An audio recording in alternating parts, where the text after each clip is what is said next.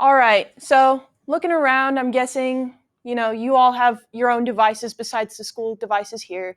You have your own phones, you have your own computers at home, your Xboxes and everything. But quite honestly, none of that wouldn't be possible without these little cables. This is called an Ethernet cable. This is what helps information get transferred from device to device, whether it be an end device like a computer or a phone, or and anything like a printer, to routers and switches. These are what connects all these devices together. It's pretty important. So I'm going to be showing you how to make them today.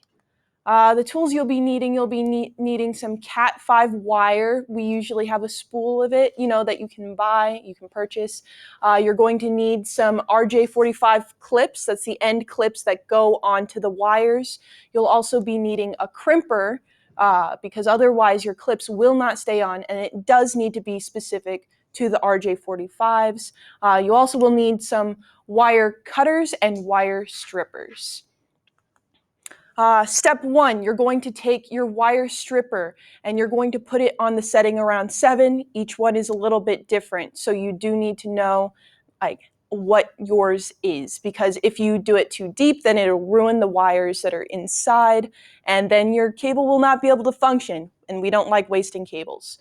So what you're going to need to do is put that on top of your wire. There's a little hole that's going to be there, and I know how tempting it is, but do not put your finger in there.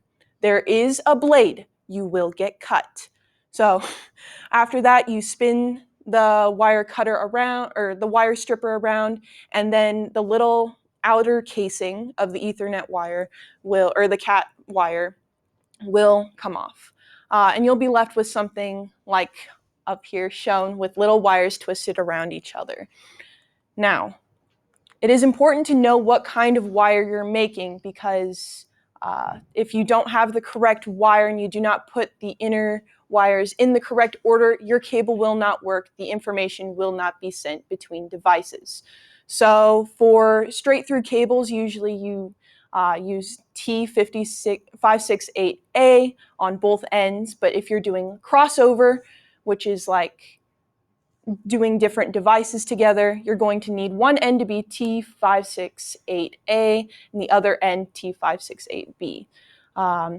Depending on what you need, you put your wires in the order given here, and you want to make sure that they're as straight as possible. And if they are not as straight as possible, they are not even, then your wire will not function. So you do need to make sure that everything is put in the correct spot. You also, it wasn't given, and usually you might need some scissors to trim down the inner wires so that way it fits correctly in the clip. Now, after that, you take your crimper, or you slide your little clip, your RJ45 clip on, and you crimp it using the wire crimper. After that, you will have a functioning wire.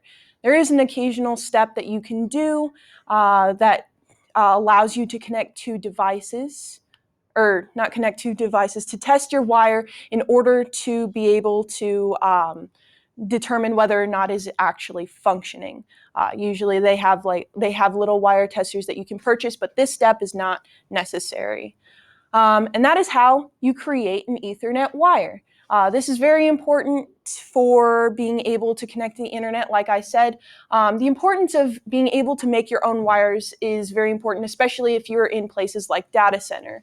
Like in every data center, there is going to be like wires that you obviously need to connect your routers and switches, but sometimes if you go to the store, they might not necessarily have a length that you need. You might need a shorter one like this, or you might need one that's 100 feet long. You never really know. So it is very important to be able to know how to create your own, especially in cases where if you're fixing up your house and you need to put in new internet for your house. Knowing how to create these Ethernet wires and knowing how to do that and install them yourself can actually save you thousands and thousands of dollars. So